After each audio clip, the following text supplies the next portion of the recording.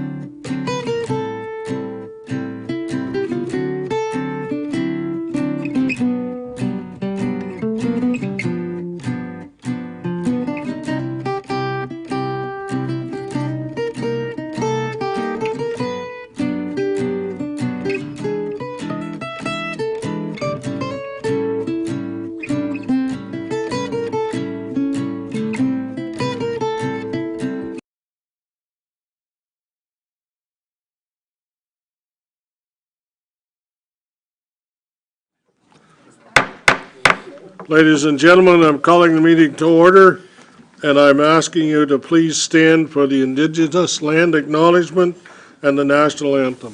Thank you.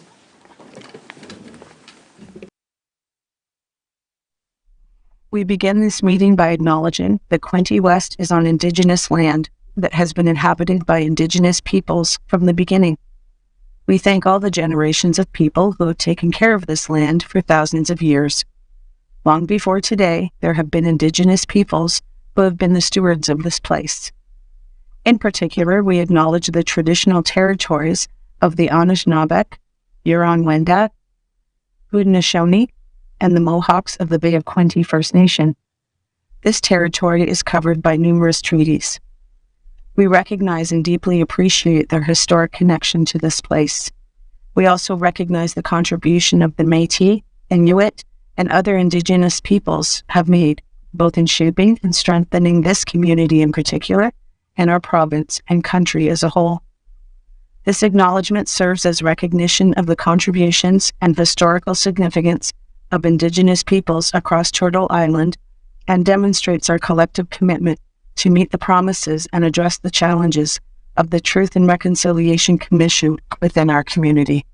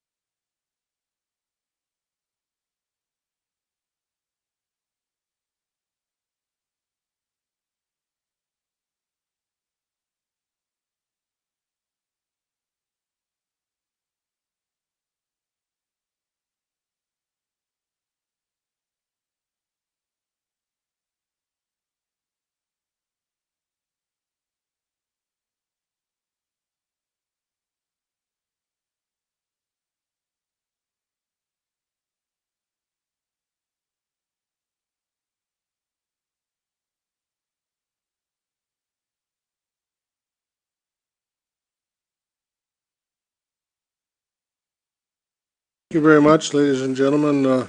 They are having an acknowledgement for Mayor Robertson at the Trentport Marina this coming Saturday, and his burial is at Mount Calvary. So I think it's at 11 o'clock. So thank you. Anything else under announcements from any council members? Councillor Reid? Thank you very much. This weekend, May 9th and 10th, are the giveaway days where people can put out their treasures that they no longer want for somebody else to pick up that treasure. So hopefully everybody will participate in that would like to. And then Frankfurt Riverfest and fireworks May 16th with a 3 o'clock start. There's vendors, music, games, activities, and of course music from Dave Bush and the River Valley Riders, and fireworks at dusk. So please come out. It'll be a great day. And evening. Thank you. Any, Councillor Armstrong. The city of Quinte West recently lost one of its favorite sons, a gentleman who grew up in Glen Miller, an all-round athlete who one day not only would play in the NHL, but would become respected as one of the game's greatest hockey analysts of all time. This man was John Garrett, known to some as Cheech because of his Cheech and Chong-like mustache, or to others as Bergs because of his love for hamburgers smothered in ketchup. John Garrett reached many milestones in his storied life that many of us could only dream of achieving. After moving on to the Peterborough Petes from the original Trenton Golden Hawks Junior B team, John became a member of the 1970 Montreal Junior Canadiens Memorial Cup Championship team. In 1971, he was drafted 38th overall by the St. Louis Blues and played for the team's affiliate for a year before bouncing around in the minors until landing with the WHA New England Whalers. John remained with the Whalers organization, and when they entered the NHL as the Hartford Whalers, John finally had reached another milestone dream by becoming an NHL goaltender. And oh yes, he also became the teammate of the greatest of them all, Gordie Howe. John's NHL career lasted from 1979 to 1985. One claim to fame John was very proud of was that he assisted Gordie Howe's final goal, which was finally recognized. He was also the goalie of record when Gordie Howe scored his 1,000th goal. He wasn't very happy about that, but still, another milestone. Unlike most NHL pros who retire from the game, John started a new chapter in life by becoming one of the most colorful analysts in the history of the game. His last scheduled game was the clash between the Vegas Knights and the Utah Mammoth. He was very excited to cover this game because it was the first Utah playoff game, home game, and another milestone he would have been a part of. I was talking to his nephew, Joey DeCressy. He said every end of the season, John would show up with a bunch of sticks and give them to all the nephews. And they'd just cut off the handles to make them the right size. So this kid had a Gordie Howe stick. This one had a Guy Lafleur stick.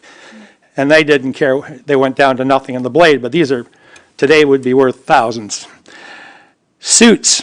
A couple years ago, John Garrett sent me a box of suits. The ones he used to wear in the Hockey Night in Canada. I'm actually wearing a John Garrett suit, which I lost 25 pounds, finally was able to fit into it. And as you can see, I don't really have the same stature. The memorial service for John is Saturday, May 23rd, 11 a.m., St. Peter's. Everybody is welcome. And you want to send a message to the family that you've grown into that suit. I'd also be remiss if I didn't direct this over to Dave McHugh, who has another story about John Garrett. This is a great story. Years ago, the Kiwanis used to put on a hockey day on Boxing Day, and we're all just little kids at the time. And in one of the games, the goaltender didn't show up, so they asked yours truly, or I volunteered to go in, and I don't mind telling you right off the face-off, the puck came right at me along the ice, and I put my stick down, and regular skates are different from goalie skates. My stick rested on the blade, and right between the legs went that puck right into the net. It was about 16-0 at the end of the first period. And if I recall correctly, when we went back, I said, second intermission between first and second, so I'm not playing again. And if memory serves me correctly, it was John Garrett said, I'll give it a try, I'll go out and give it. And so we were probably 8, 9 years old at the time, and the rest is history. Yeah, so you're telling me you were 8 or 9. So how much of that story can we actually? No, I'm just kidding. I'm just kidding. Yeah, it's a great story, and that's I can also tell you that my wife went to school with. And you want to mention what Mr. Garrett? John Garrett, Senior. Mr. John Garrett was the principal of a teacher at the old school, the Marmor Street School, which was the high school. And then when it came over to Trenton, he was the vice principal there. And then I think it was after Mr. Spencer, he became the principal of Trenton High School, later to become a superintendent for the Hastings Prince Edward District School Board. So that's good. No, it's we all cherish memories, and we all know that there is in life we lose more games than we win, but we're proud of the ones that we play in. So You never wanted to upset Mr. Garrett. If you felt so bad. Every student respected him. yes. Follow up to his story about getting scored on. When John Garrett gave me his goalie skates, because I played goalie, I never had goalie skates. First game of the season against Murky Mahar and the boys from Belleville. First 30 seconds of the game, I scored them myself. I'd always wished John had given me a stick, not his skates. And I'm not surprised about if that doesn't. Okay. Anything else? Anyone else? Councillor Quinte. Councillor Quinte and then Councillor Stuttle. This is not a hockey story. That's I had the pleasure to attend Conservation Ontario's annual general meeting on April the 27th, and I took away some great stories from some of the many conservation authorities all across Ontario, where the directors or the spokesperson for each conservation authority was allowed a 2-minute speech, but they all took like 4 to 7 minutes because they had such great stories. But anyhow, I took away from that all the stormwater management with all the water that happens every spring, including here in Quinte West. I always marvel at stormwater management, and sometimes it gets forgotten about because these structures are doing their job to direct water to go in the places that we want it to go and try to keep it away from the places that we don't want it to go. And so that is always interesting. Invasive species was brought up. One conservation authority was training goats to eat some of the invasive weeds and plants that are in their area, and another one had a dog that would sniff out invasive species, and they could then deal with it. And Quinte Conservation's story has to do with selling carbon credits. So everybody hears about carbon tax. Well, what does that mean? So large organizations can purchase carbon credits to help keep their carbon taxes reduced. And one of the beneficiaries is Quinte Conservation, where we've managed to put together almost $5 million that we are, once we get everything organized with all this amalgamation stuff going on, we will be reinvesting that back into Quinte Conservation and any other conservation ideas that we think are a good thing to invest in. Thank you. Councillor Stedall. Thank you, Mr. Mayor. There's been a lot of things going on. We've had home shows and trash bashes and everything else in the last couple of weeks. And last weekend was really busy. Good to see staff out there handing out the tree seedlings. Of course, in the arena where there's hockey going on and soccer going on beside a walleye tournament. And we also have the grand opening for our farmers market last weekend. So that's really good. It started for the season. They started a bit early. So the vendors are out, and I encourage everybody to get out for that. And then this Saturday, we've got the Community Expo, which is right here in City Hall. I encourage the members of the public to get out and see that as well. There's just some really good community groups that, help support the community, the greater community. And then next week, there's the BIA AGM on May 21st. And of course, tomorrow night is the fashion show for Trenton Hospital, the fundraiser for that. So lots of things going on, but Do you want to do that backwards? No, I'm fine. try it again. There's a lot of things. You're absolutely right. It's busy around here, And but we there's lots for the need very community. much to support our hospital and the medical system. Yes, thank you. Anybody else coming this way? Coming this way? No, everybody's good. Okay. Well, Disclosures, pardon? disclosures. Yeah, okay. Any disclosures of pecuniary interest? I have one, Your Worship, on item 2E, Thank you. Okay, so noted. filed papers with the clerk. Thank you. Yes, okay. That's it? Okay, we'll clear that closed then. Okay, Approval agenda. You have to I flip, need the approval of the agenda as such, yeah, flip your page. yeah, okay. Approval of the agenda, Councillor McHugh moves. Need a seconder, Councillor Rosebleed, okay. Any comments or questions? All in favor? Thank you. Okay, minutes of the regular council meeting held on April 22nd, 26th be approved, and further the minutes of the closed session council meeting held on April 8th be approved. So Councillor Armstrong, Councillor McHugh, any questions or comments? Any questions or comments? All in favor? Thank you, carried. Thank you very much. Okay, we got some delegations tonight, and the first one, Matt, are you on first, or who's on first? Through your worship, Lynette Lambert, our compliance coordinator, is going to present a short presentation on the annual reports, and I also acknowledge Brad Purchase is here. He's the superintendent of wastewater. Okay. Well, come on up, folks.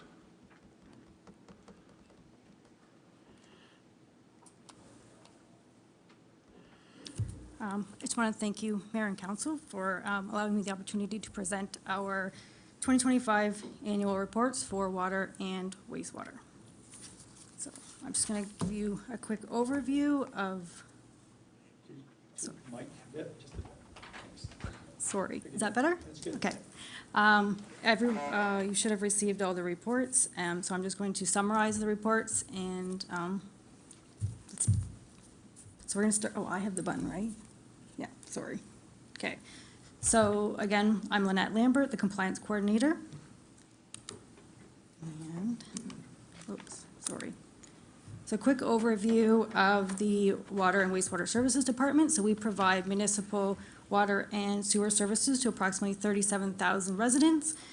We have 3 interconnected water treatment plants that we treated just over 5.3 cubic meters of water in 2025.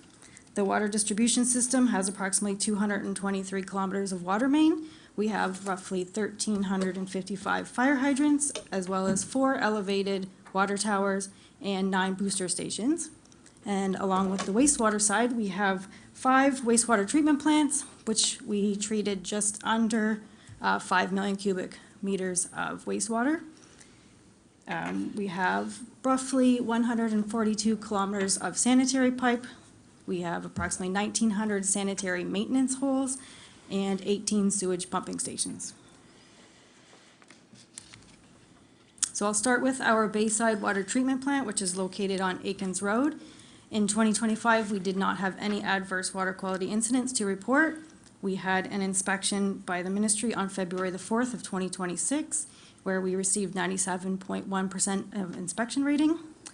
We have the average daily flow last year was 3,376 cubic meters per day, which is approximately 30% of the facility's rated capacity. Next, we have the Frankfurt Water Treatment Plant, which is located 174 North Trent Street in Frankfurt. And again, in 2025, we had no adverse water quality incidents to report. We had an inspection on January 14th of 2026, and we received 100% inspection rating. We have the average daily flow for this plant last year was 1,144 cubic meters per day, which is roughly 34% of our facility's rated capacity. And lastly, of our water plants, we have the Trenton Water Treatment Plant, which is located on 20 Chester Road. We did have 1 adverse water quality incident, and that was in February of 2025, where we had the water main break just near the Trenton Water Treatment Plant, and we issued a boil water advisory, which lasted 2 days, so repairs were done, but we did report that to the ministry. We had also had an inspection by the ministry on February the 11th of 2026, and we received 100% inspection rating for that plant. And the average daily flow at Trenton Water Treatment Plant is 9,867 cubic meters per day, which is roughly 28% of the facility's rated capacity. So moving on to our wastewater side, we have, starting with the Battawa Wastewater Treatment Plant, there were no bypass spills or abnormal discharge events that occurred in 2025. The average daily flow is 403 cubic meters per day, which is roughly 51% of the facility's rated capacity. And during 2025, we did report 1 monthly average concentration which exceeded a total ammonia nitrogen, which was directly resulted to the treatment plant. We had a clarifier down, and it was offline for an extended period of time, so just our numbers had to get back to normal once we had those repairs done on that plant. And our Frankfurt Wastewater Treatment Plant, which is also at 174 North Trent Street, so it's right beside the water treatment plant. And during 2025, we did report 2 partial tertiary bypasses. One was in March, which was just extreme weather event that our plant just couldn't handle the amount of rain that was coming. And then we had another one in May, which was filter cleaning and inspections. So we took some equipment down for maintenance, and we just had to do a little.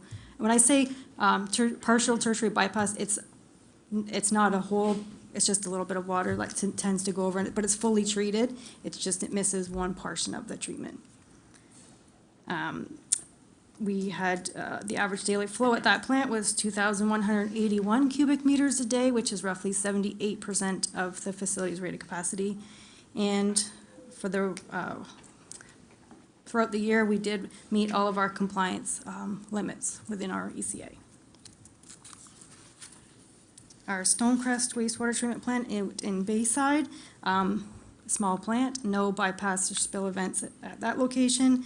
The average daily flow is 150 cubic meters per day, 35% of the facility's rated capacity, and we remained within our compliance limits at this plant as well. The Trenton wastewater treatment plant, again, no bypass spills or abnormal discharge events in 2025.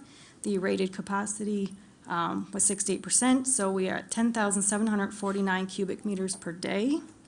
And throughout the reporting period, we also performed within the compliance limits established in our ECA.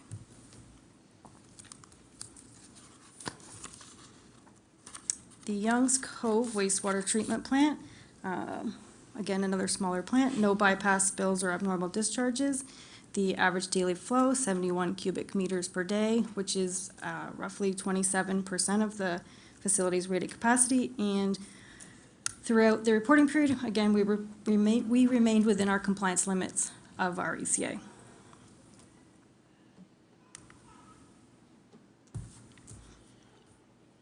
Moving on to sanitary collection. So about 3 years ago, the city has a consolidated linear infrastructure ECA, which consists of the pump and lift stations as well as all the sanitary mains. And in 2025, the city reviewed and approved 10 alterations to this system, both internally and from developers. There were no collection system spills reported in 2025, and we do have some ongoing capital work where we're doing some sewer inspections and rehabilitation projects.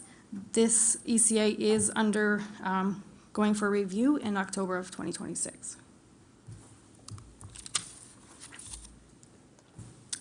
And as well as our sanitary collection system, we also have a CLI ECA for our stormwater, which consists of all municipally owned storm sewers, culverts, ditches, outlets, and we have over 30 stormwater management facilities within the city. And in 2025, the city reviewed 7 alterations to the system, both again internally and through developers. And over the next 10 years, the city has allocated some capital budget to complete cleanouts and rehabilitation work on these stormwater management facilities. This CLI ECA is also due for a review in October 2026. And just to outline some of the these capital budget, the work that we're doing, we do have some storm pond rehabilitation efforts done. So we've had vegetation clearing to assist with some of the removal of the buildup sediment in the future. So we're doing Lester Road, Brett Park, and Brookshire Meadows. We also have a Canadian Tire storm pond studies, so looking at determine if the pond can be reconfigured to reduce future operational costs on that location. We have some work being done on Second Doug Hill Road that includes storm sewer as well as upgrades to culverts and replacements. And then we also have the Division Street, which is just right now it's in a detailed design phase, which will include stormwater as well as sewer. And that's it. Thank you very much. Yeah, we'll take some questions. Councilor McHugh, you're on first. Thank you, Lynette. Beautiful report, very detailed, lot of reading. I don't know if you can answer this question, maybe Director Tracy can. I noticed all the rated capacities were in the 50 to 60%, with the exception of the waste treatment plant in Frankfurt running 79% of daily capacity. Are there plans in the works in the future to expand that plant, or do we see that need coming because we have been approving more subdivision, more housing in that part of the city? Director Tracy? Through your worship, no, that's a very good question. We are doing ongoing efforts to look at reducing infiltration and inflow into the system. We're doing camera inspection now. We have done some sewer lining. We are keeping apprised of the capacity and trying to time that with the need for development. But in the near future, we believe we can keep up with development through finding efficiencies within the system before expanding the plant. Can you go back to the Battlewall one? Oh,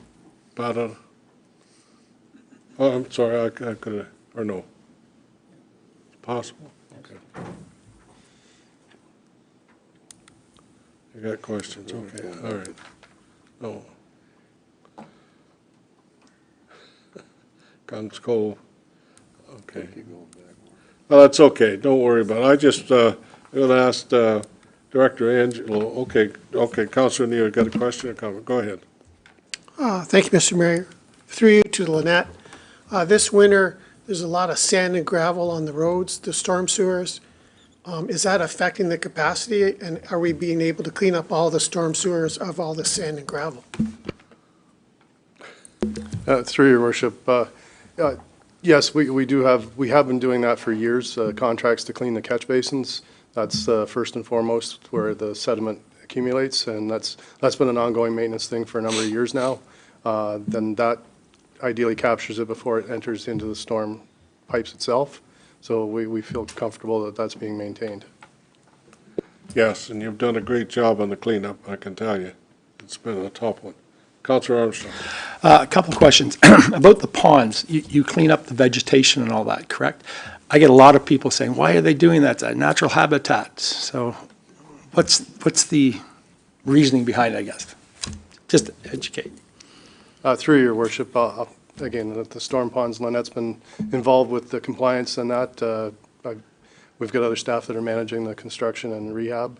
But yeah, essentially the step one to bring the ponds back into compliance, because we've been issued a new CLI ECA, the ministry is focusing to come start doing inspections on those facilities. We're trying to bring them back to the original design concept and intent, so that way we can maintain them, mow them, and get proper security and fencing in place where it's needed. Okay, number two, a couple of years ago, we had the breakage in the line across the river, correct? Yes. And we used sleeving for that. We put a sleeve through that existing pipe. Yes. That's just an example. So today I was at Quinte Transit and they had a break in the pipe. It's only about an 8-inch pipe, but it extends maybe 50 feet to a sand something or other. Could they put a sleeve through a pipe like that instead of digging up all this pavement or cement and all that? Quinte Transit wants to do it? No, I'm just saying, do we have the ability? Do they want to do it? They're doing it right now.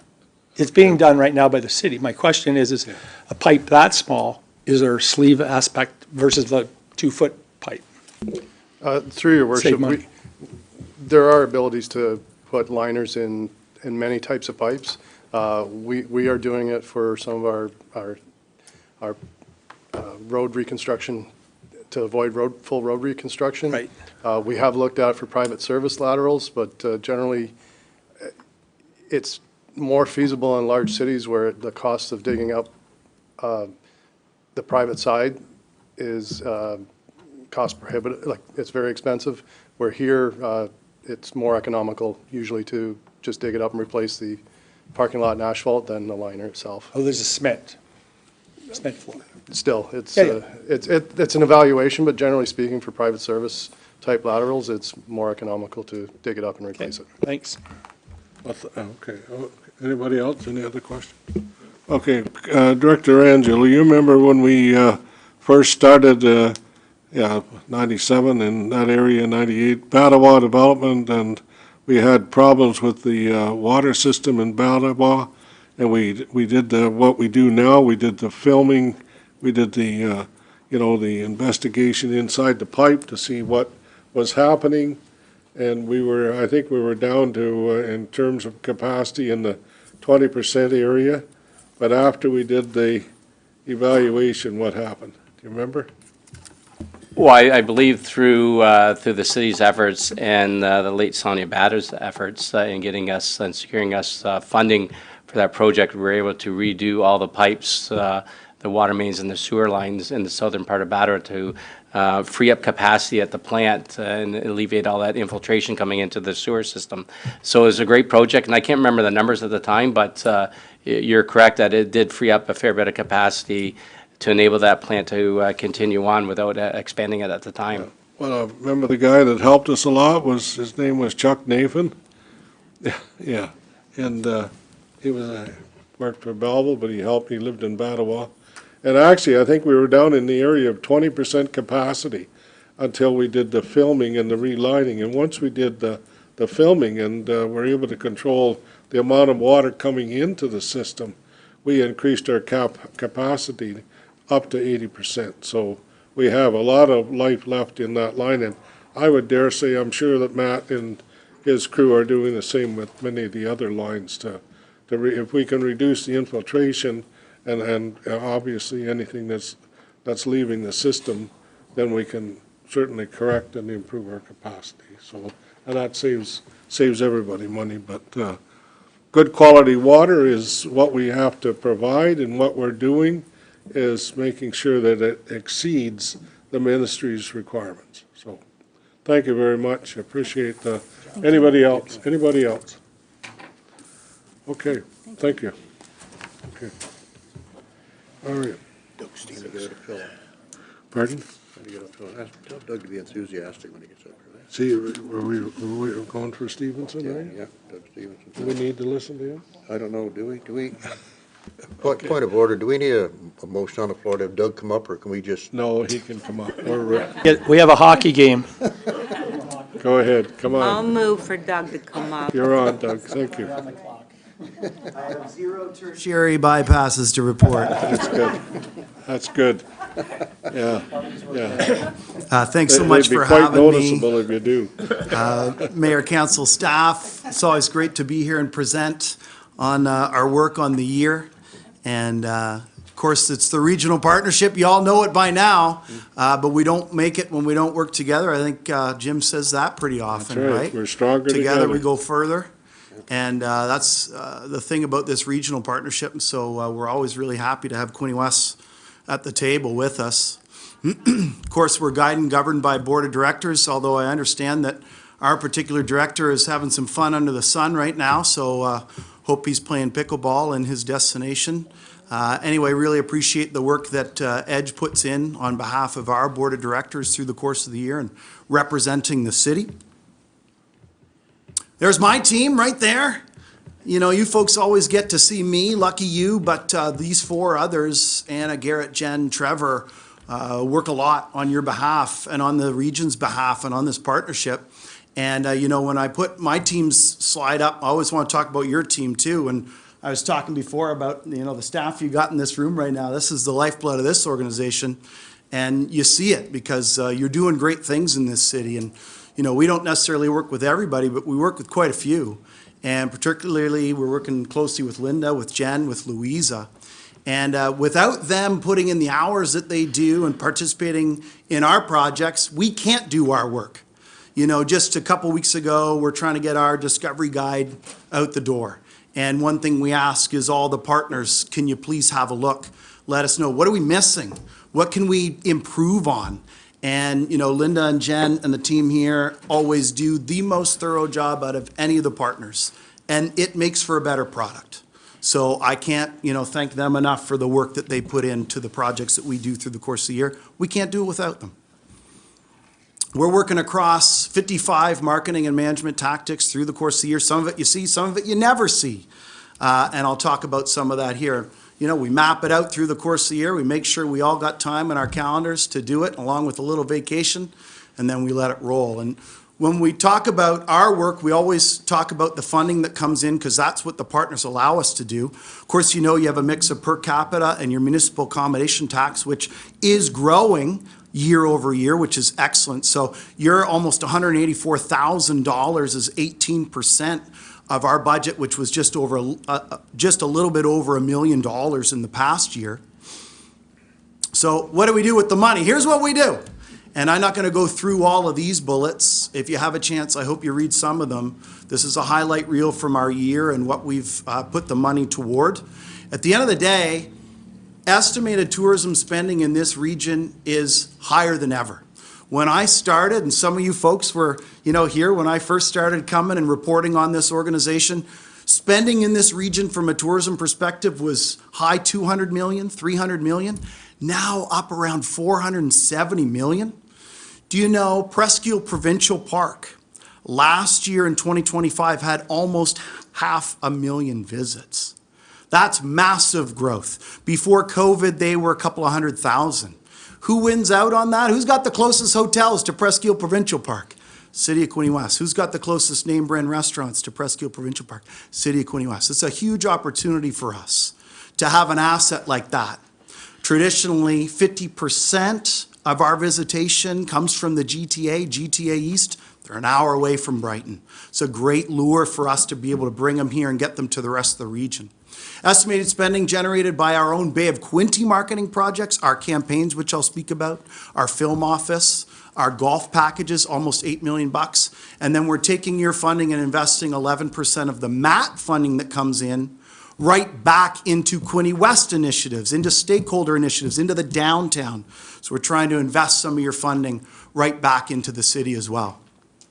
This region is now the overnight occupancy leader in southeastern Ontario, higher than Kingston, higher than Peterborough, 3.3% higher than the southeastern Ontario average. I still get asked this question, how does it compare to pre-COVID numbers? Well, it's 4.1% higher than 2019. What does that mean? When we grow by 2.6% in 2025 over 2024, it's over $3.5 million in spending in this region. So every time we grow a percentage point, it matters. So what are we doing to try and drive that forward? Well, we're specializing our campaigns. We've got 5 different types of campaigns. One we call our always on. It's just always working, always a generalized Bay of Quinte or community message. We've got overnight campaigns. We've got day trip campaigns. We've got local campaigns. We've got specialized campaigns. So overnight campaigns are ones like our Get Free Gas campaign, where we're trying to incentivize people to travel multiple nights in the wintertime when occupancy is lower. You come here for 2 nights, we'll give you a $50 gas card. Come here for 3 or more nights, we'll give you $100. On the day trip side, we're really targeting Port Hope, Cobourg, Peterborough, Kingston, Prince Edward County. So we're trying to especially use social media spending and video, like the one we did on Quinte West, to try and get people here for day trips, especially in the wintertime, as a complement to that Get Free Gas campaign. On the local side, we still got to make sure we're talking about what's happening locally and engaging local residents. Because ultimately, more than half of the people who come and stay here stay on your couch. They stay in your guest room. We got to make sure they love this place too. So Best of the Bay is our localized campaign. This year, we recognize over 60 Quinte West locations. So hopefully you'll start to see these stickers when you're out and about. And when we talk about specialized campaigns, I know I've talked about our golf packages many times here before. We continue to be part of a provincial partnership for golf. Niagara's there, Muskoka's there, Windsor's there, GTA's in there. We're out selling them 2 to 1. We are Ontario's best golf destination now, and it's driving spending almost at $750,000 just from the packages that we're doing through our program. Here's part of the marketing we did last year where we are calling ourselves Ontario's best golf destination. This is a piece that we did that was part print, part digital with Score Golf magazine. Of course, we're not just doing it through campaigns, we're doing it also through other forms of marketing. Digital marketing is one of the biggest ones. We're now communicating with an audience of over 83,000, 13% growth over the previous year. We're really driving a lot of it with video, and you're just seeing video being the #1 piece of media consumed. If you've heard of Reels before, Reels were the #1 piece of social media consumed last year. We're also driving it forward on digital media, telling Quinte West stories. On our website, making sure to talk about your stakeholders. And we're getting other people to tell the story too, because ultimately we're biased and we got to grow the network outside of what we're talking about.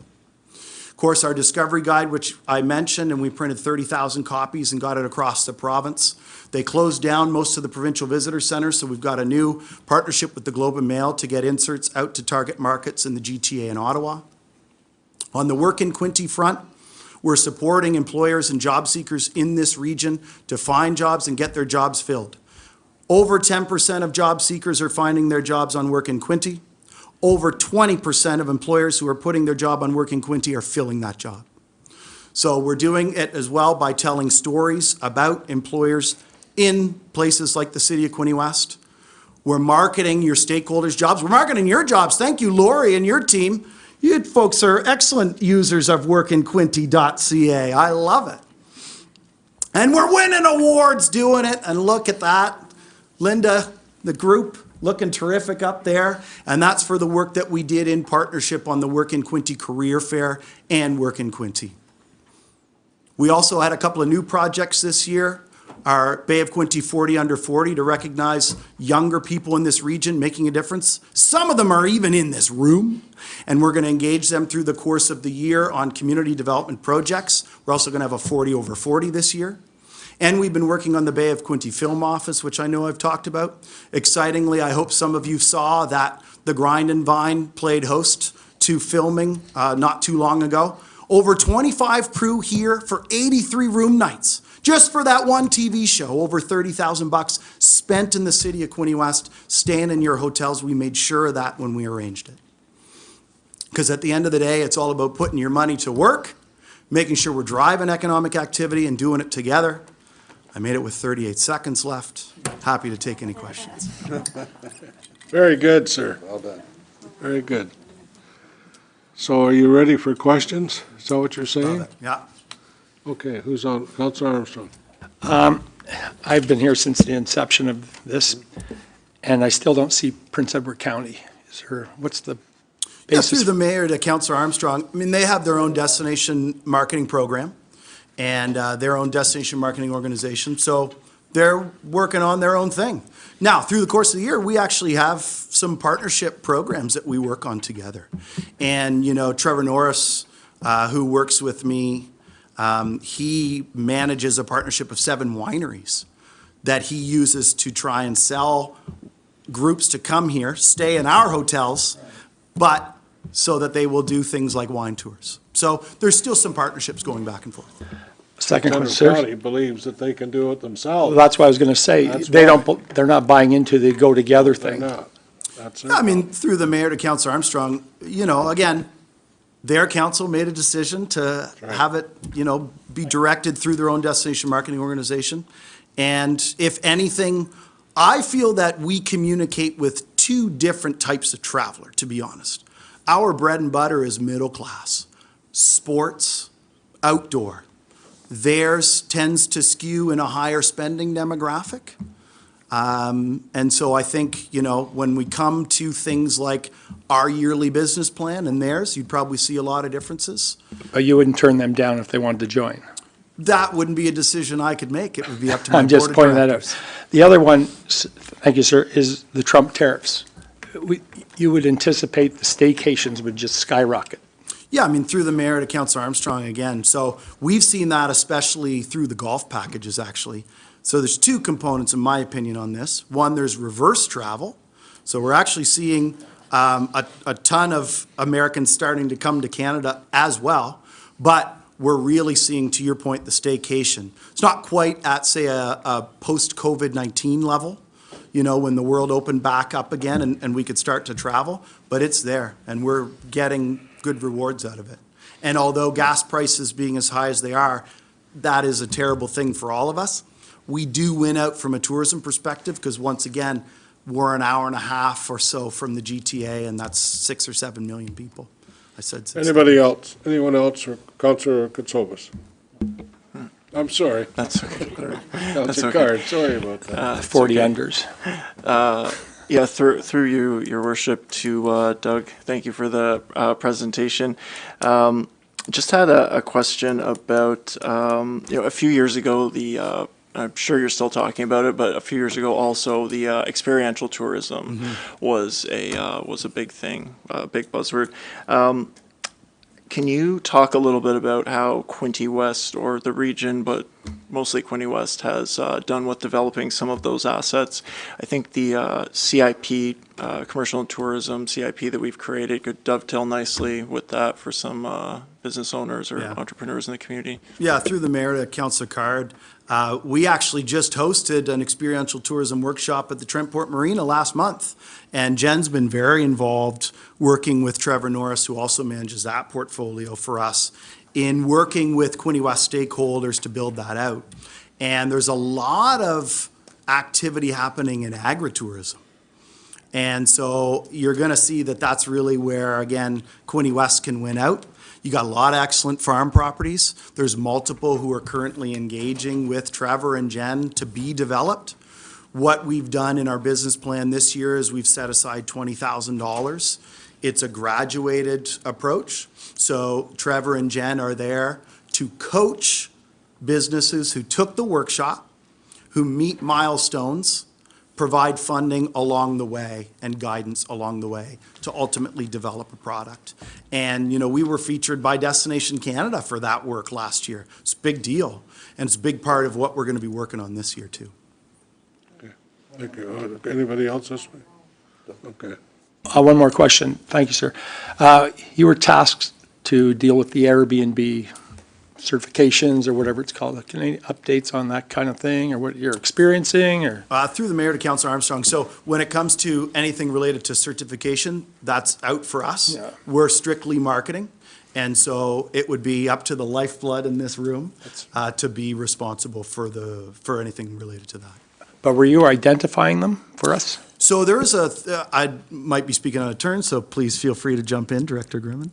But there was a third party engaged to identify those properties, and from what I understand, there's communication happening there to ensure that, you know, legislation's in place and people are paying what they're supposed to pay.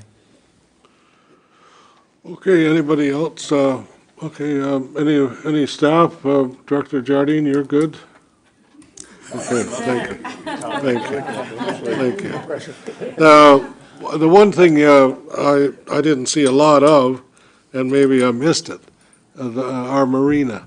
Did I see anything in there about promoting? Not in this presentation. No. but Okay, can you? We'll make sure to be doing marketing on it. In fact, you know, that was one of the things that Linda and Jennifer were making sure we're including in our discovery guide.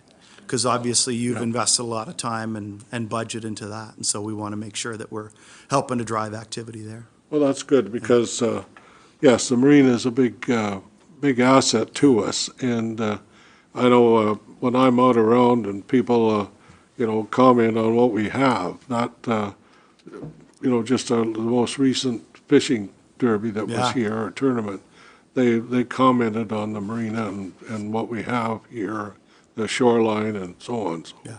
so it's a big asset. I think it is. I agree. I know we're all labeled that it's for the elite and so on, but I still believe it's a big part of what we've got. And I can tell you that the marina started back in the 80s. That's when the ball started to roll, but it didn't get very far. And now we've got it, it's here, and it's well used, so, thank you. You bet. Thank you. Thank you very much. Okay, there are a couple of things that I need to do that I forgot to do, and I think we should stand and acknowledge the OPP officer who was killed on the 401, and there is I think the service is today. Can somebody help me with his name? No? Your Worship, is Sergeant Malcolm. Malcolm, thank you very much. And can you tell me any more about him before we?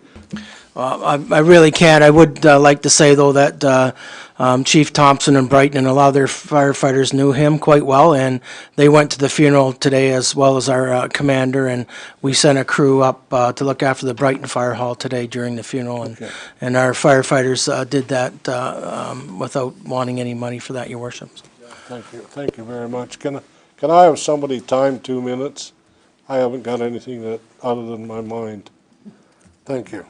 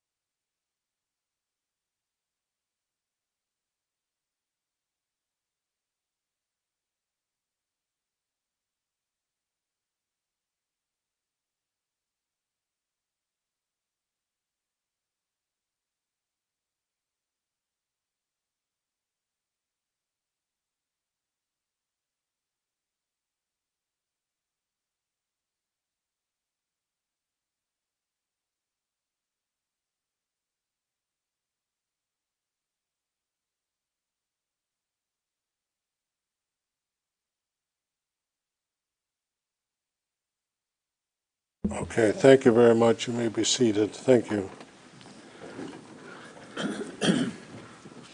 Okay, it's a tragedy and it's a big loss to the Ontario Provincial Police and all of us as well, so. The next thing I want to dwell on for a minute is McDonald's Big Mac Day today. And so any comments, Councillor Card? Thank you, Your Worship. Yes, I did attend and happened to see you and Jane enjoying Big Macs yourself. It's McHappy Day.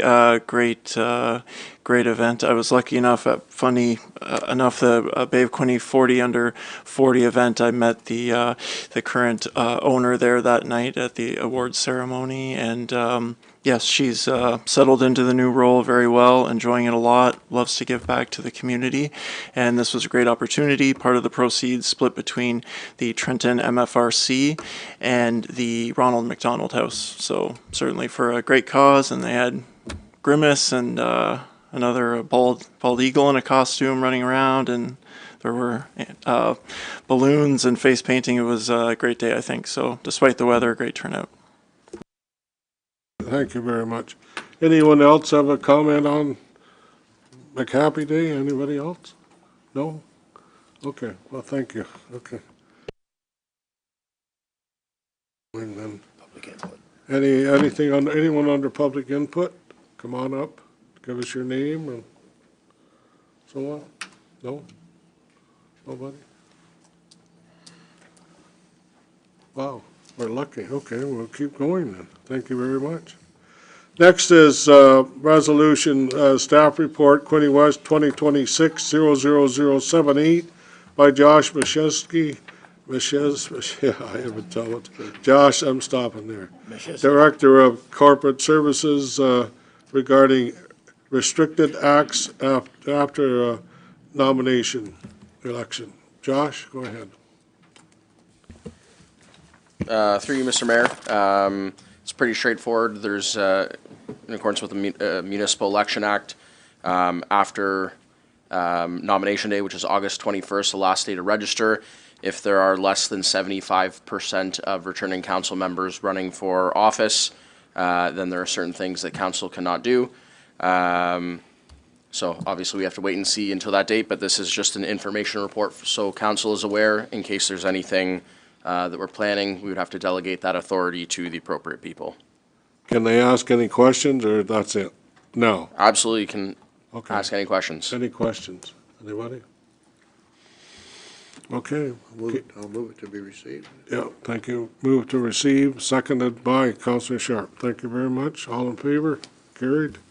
Okay, the next is Director Josh again, Department of National Defense License Agreement, use of fire halls be received, and that the clerk be directed to prepare bylaws authorizing the execution of licensing agreement with the Department of National Defense for Council's consideration at the May 2026 meeting of Council. Okay, mover to seconder. Councillor Reid moves. Councillor Quinte second. Comments or questions? Wow, all in favor? Carried, thank you. The next one is the resolution by Louise Smith, Deputy City Clerk and Accessibility Coordinator regarding encroachment agreement 12 Wolf Street, Frankfurt be received, and that the City of Quinte West enter into an encroachment agreement with Christopher Jason Brown and Krista Lynn Brown to allow a portion of the residential dwelling at 12 Wolf Street to encroach on municipal lands, and that a bylaw be authorized to bylaw to authorize the encroachment agreement be included on the agenda for the next regular council meeting. Mover, Councillor Reid and Councillor McHugh.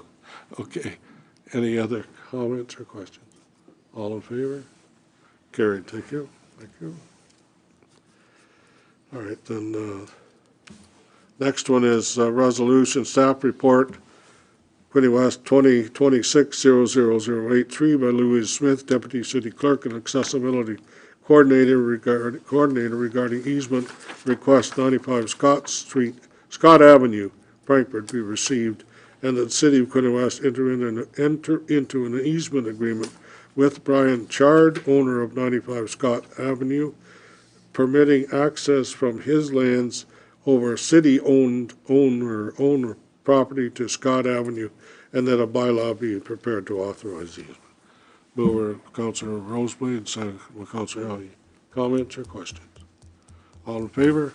Carried. Thank you. Thank you. Okay, now I'm at Financial Services, Director to Nowden, City Treasurer, Investment Results. Do you want a resolution, staff report by Director Denowden of Finance City Treasurer regarding PI investment results, first quarter be received. Get a mover and a seconder. Councillor Stedall, Councillor Reid. Any questions or comments? Councillor Stedall. I just wondered if the director wanted to comment on the return of 1% for the last quarter. It's, lower than the benchmark. I just wondered if, wanted to explain. Director Denowden. Yes, Your Worship. There is a summary that our investment fund manager provides with us that kind of lays out the economic conditions that create variations like this in a quarter. So, of course, there's been some things going on in the world in the last quarter that have caused, especially equities to go down. We've got a lot of the funds secured with corporate bonds, which are a little safer. So our fund actually hasn't decreased compared to some other funds, but yeah, compared to the benchmark, it's a little lower. The latest interaction with the investment fund managers, they're looking at the strategy of our fund and the allocation, and they continue to work at it to provide the highest returns. So we'll keep asking questions and ensuring we get the best returns long term. Thank you. Thank you very much. Anyone else? Anyone else? All in favor? Carried. Thank you. Okay, the next is planning and resolution. The minutes of the planning advisory meeting held on April 16th, 2026 be approved. So moved. Councillor Elliott moves, second by Councillor McHugh. Comments or questions? All in favor? Carried. Thank you very much. Okay, next one is resolution staff report 2026-00053 by Linda Lyle, Manager of Economic Development and Tourism Services, and Jennifer Rushlow, Tourism Development Officer, regarding the Tourism Development Fund grants be received, and further that council approve the 2026 Tourism Development Fund grant application in the amount of $30,000. Mover and the seconder. Councillor Armstrong, Councillor Reid. Comments or questions, anyone? Councillor Stedall? Yes, just a question to the director in regards to the amounts that were allocated. I just wondered why there wasn't maybe a cap of $5,000. I realized that there was, different reasons why the amounts that were requested were less, but I just wondered if you could explain the reasoning for some of the amounts being allocated different rather than just a cap on any amount. Director? Thank you, through you, Mr. Mayor, to Councillor Stedall. As outlined in the report, certainly the fund received a very competitive response in comparison to the $30,000 budget. As you see in the report, $125,000 worth of requests. So certainly the evaluation committee and Ms. Rushlow, who's here, certainly led and took part in that with other members. Really wanted to make sure that, the money went as far as it possibly could, given the requests. So the applications were evaluated against the policy criteria, that policy which was just recently approved and adopted by council. But certainly we reviewed and evaluated, events and programs and initiatives that were brought forward in these applications, those which had greater economic impact and scales of economic impact, so multi-day events, for instance, were certainly weighted more heavily. You'll see in the report and the recommendations for the granting and approvals, for certain things like the angling events, there were different award amounts that were recommended, and those were based on different considerations, considerations including the caliber of the anglers that attend some of those events, the scale of those events, whether it's a single or multi-day, the lengths of stays of some of the participants that are coming to participate in those events, the tourism spend that those bring. So certainly a provincial level event would see a higher tourism spend than something that's more local or regionally focused. And then certainly the exposure opportunities for the city. So all of those different factors were considered when the evaluation committee was reviewing all these great applications and trying to stretch the dollars as far as they possibly could.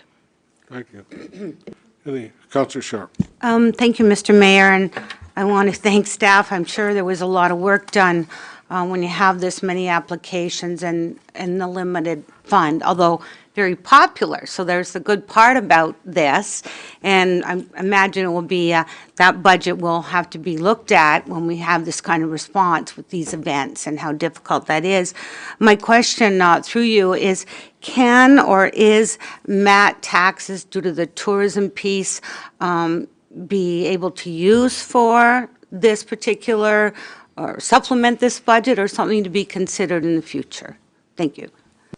Go ahead. Through the mayor to Councillor Sharp. No, the MAT funds aren't used for the 30,000 that have been awarded that we're bringing forward tonight. That's through the operational budget, but certainly it's something that we need to take a look at with the interest in this fund. And I do know, like, other communities have significantly higher amounts in their tourism development fund as well. So anyway, definitely something we'll be looking at to bring forward in 2027. Thank you, and my hope is for the future budget that be considered due to its popularity, and I thank you. Okay, all in favor? Carried, thank you.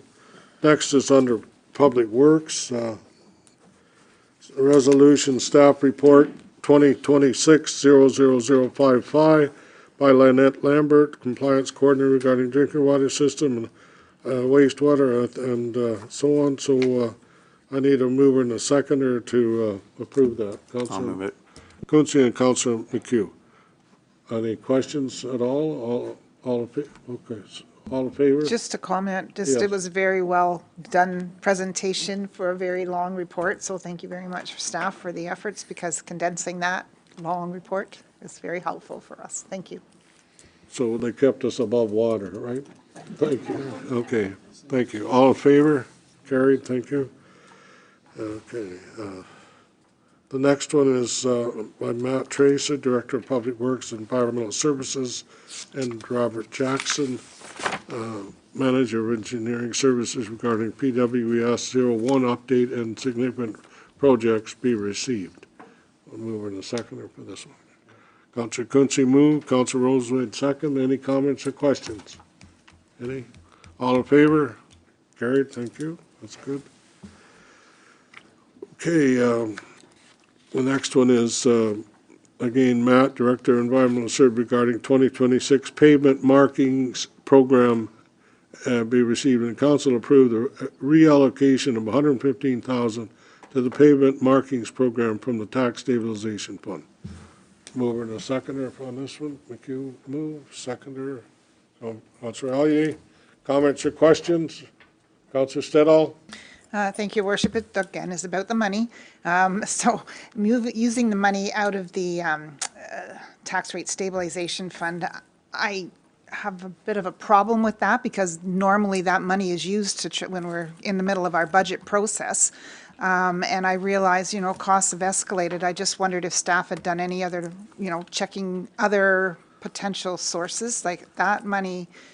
We use it when we get to a really difficult tax year, and that's what the stabilization fund was for, and to use it in the middle of the year for pavement markings. And I guess there's, consideration about economic increases in the costs of things these days, but, we just passed that budget just a few months ago, so that's why the question is, are there alternative funding sources that were looked at when this was, realized? Director Nanoun, or?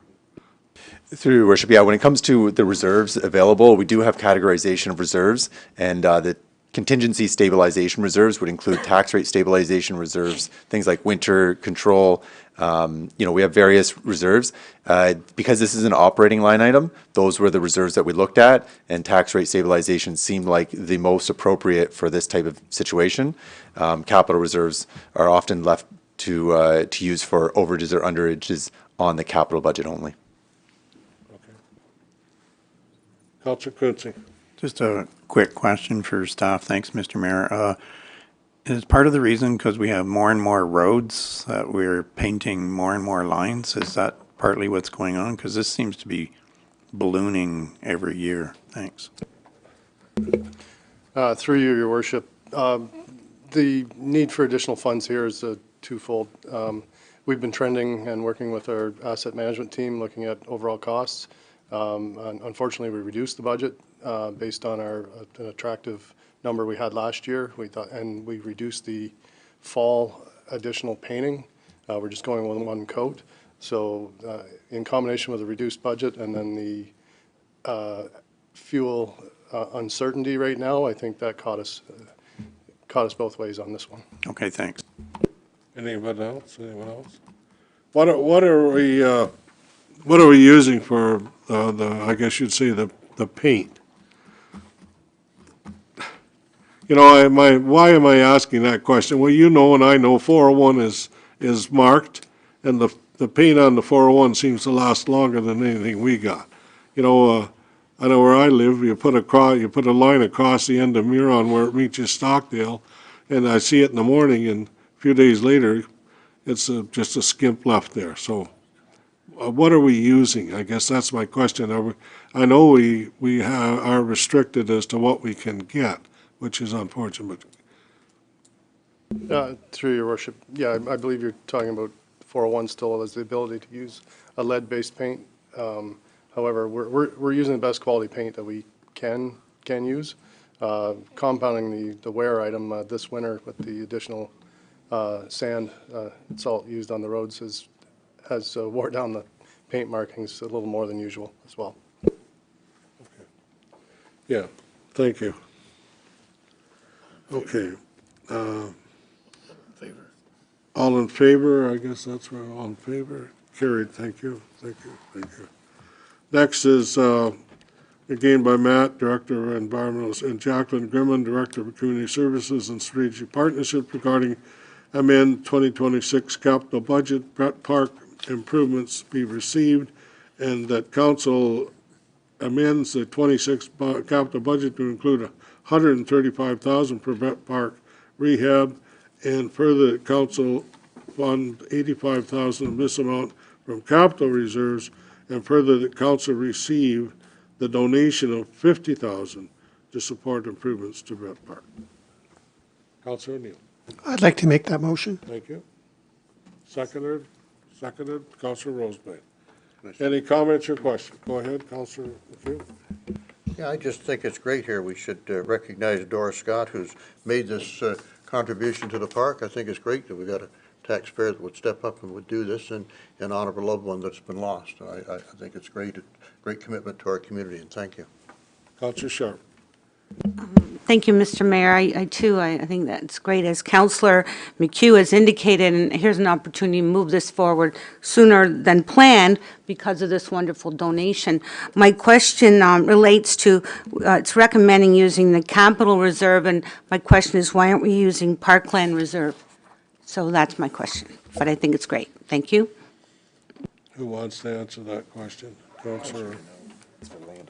Yeah, through Your Worship. Yes, so the park land reserve is specific to procurement of park land or trails, not the park equipment. So this is a rehabilitation of existing park equipment. Okay. Councilor Roseblade. Thank you, through the mayor.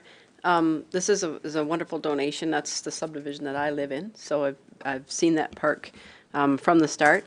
I'd just like to know, what are we planning for that park, or are we having any consultation from the surrounding neighborhood, or what is the plan? Obviously, we have a dollar amount, so we must have something in mind of what's going in. I'm just curious. Director Grimman. Go ahead. You on this one, or? Thank you, through you, Mr. Mayor, and maybe I can kind of collaborate with Director Tracy on this one, but we did meet with the donor, Ms. Scott, on site to review, interests in where that money is spent. So certainly she identified, some very specific items. Those do align with the Parks and Recreation Master Plan, so things like shade trees, seeding, some new playground equipment, and then certainly the budget that we are looking to move forward to kind of replace the playground equipment is something that we would take back, review with her to make sure that that does meet, her expectations, but then also bring a concept to the community for their review and feedback as well. Perfect, thank you. I look forward to seeing it. Councillor O'Neill. Thank you, Mr. Mayor. I think this is a great initiative by staff to make sure that money gets used and spent and keeping a resident happy, able to donate substantial funds for it. Thank you. I agree. Anyone else? Councillor Armstrong. Any consideration for accessibility equipment for that playground? I don't know. Through your worship, as part of the, we'll take feedback from the community on that, and then from there we'll work out what a design is and bring it back. Thank you. Thank you very much. Okay. All in favor? Carried. Thank you. Okay. Okay. I think we got correspondence and proclamation. Council proclaimed May 13th as World Fallen Napa Day in the city of Quinte West. The mover, Councilor McHugh, moves. Second, I need a seconder. Councilor Allier, comments or questions? All in favor? Carried, thank you. Okay, and the next one is council proclaimed the week of May 17th to 26 as VON week in the city of Quinte West, and further that the Quinte West sign and the Veteran Skyway Bridge be illuminated in the color blue for the week of May 17 to 26, pending on scheduling conflicts. Councilor Reid, Councilor Stedall, moved and seconded. Any comments or questions? All in favor? Carried. Thank you very much. Okay. Next one is that Council proclaimed May 21st, 2026 as Global Accessibility Awareness Day in the city of Quinte West, and further that the Quinte West sign and the Veteran Skyway Bridge be illuminated in the color blue on May 21st, pending no conflicts. Councillor McHugh, Councillor, I better get somebody over this way. Anybody else? Councillor Sharp, okay. All right. Any comments? All in favor? Carried. Thank you very much. Wow. Okay. Can't keep up here. Okay, the next one is, World Pre-Clampesia Day, the city of Quinte West, and that further the Quinte West sign and the Veteran Skyway Bridge be illuminated in the color pink. Moving a seconder for this one. Councillor Quinte moved, seconded by Councillor Roseblade. Okay. Comments or questions? All in favor? Carried. Thank you very much. Okay. Next resolution, Council proclaimed May 28th as World Menstrual Health Day in the city of Quinte West, and further that the Quinte West sign and the Veteran Skyway Bridge be illuminated in the color red on May 28th, pending no scheduling conflicts. Mover and a seconder, Councillor. Moving and a second, Councillor Roseblade, Councillor Reid. Any other comments or questions? All in favor? Carried. Thank you. Okay, I got correspondence from M.J. Galaski, President, and Cindy Ben, Secretary, Animal Rescue Crew, seeking council support in providing access to an underutilized building for the purpose of establishing a dedicated facility focused on rescuing, rehabilitating, and rehoming stray, abandoned, and surrendered cats and kittens. Mover and a seconder for this one, what I need.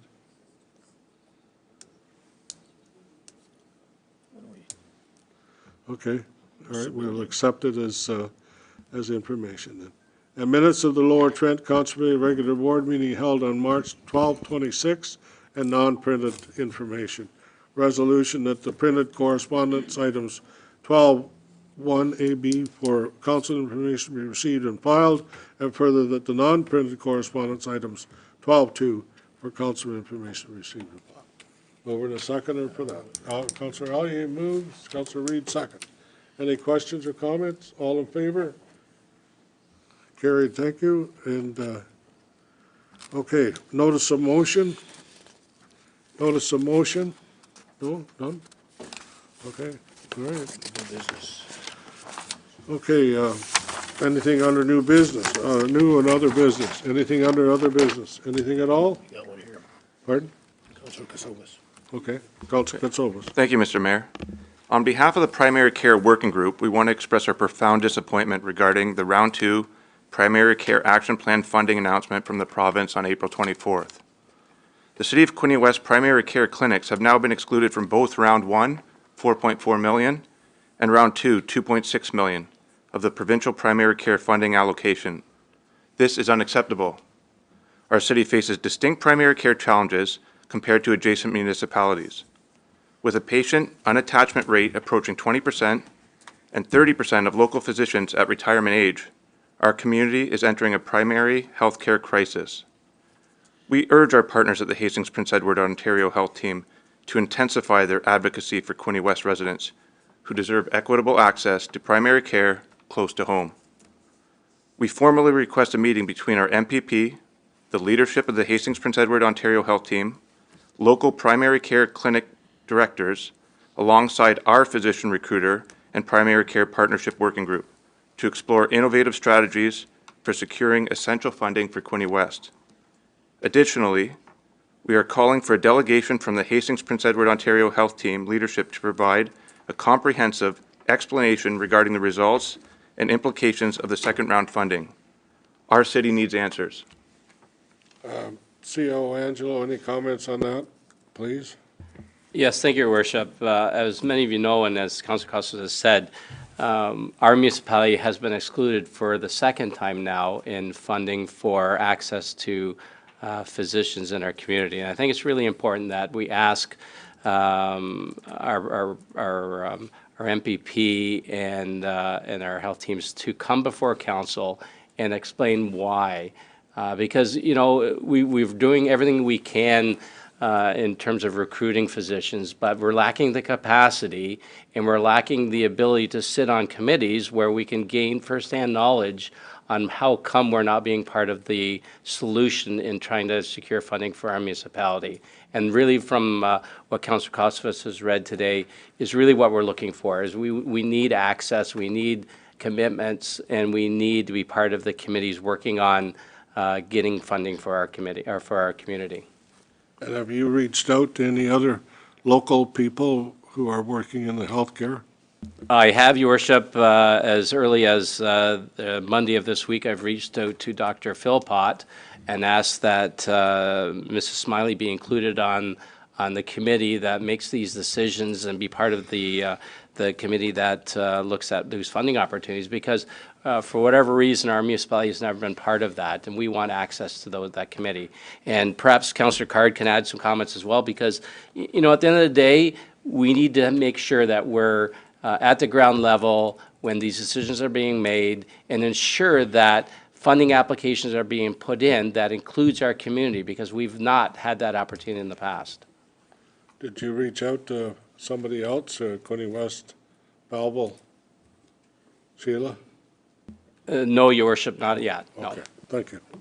Okay, any other comment? Councillor Stedler? I just want to be clear on the resolution. That's going to be, that they will be coming to council, so this will Yes. be a public conversation, Yes. because I think that's one of the things, I know that there's some work being done to ask these questions, but I think that the public needs to know what it is and why it is that we're being, not getting the grants. So if that, I just wanted to clarify that that's in the resolution. Okay, thank you. More direct answers, we're hoping, if they're actually in front of us.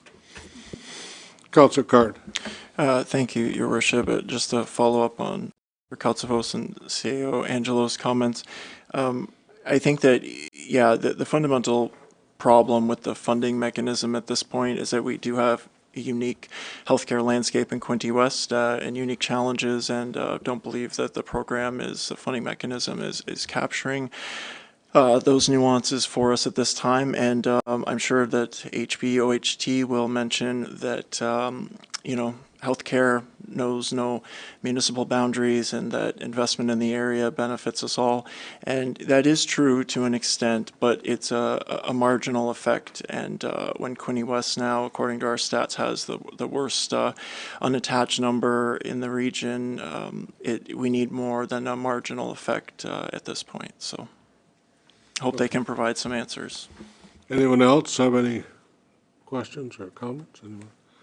Well, we have met on several occasions with our MP and MPPs and talked about this issue, and they're well aware of what's happened to us. So, yeah, it'll be interesting to see what their comments are and how it comes to the conclusion that they're dealing with or handing out to us at this time.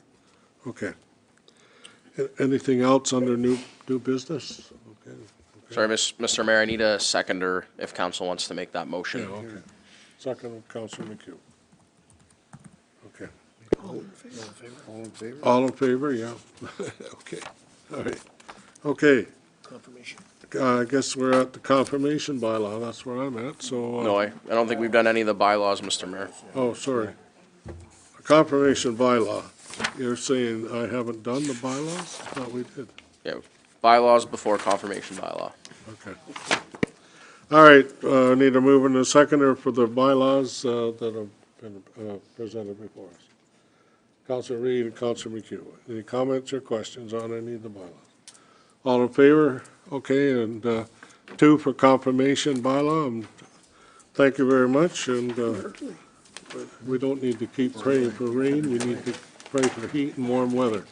Thank you. We're adjourned. You got 2? You're good? We're good. Thank you very much, and it's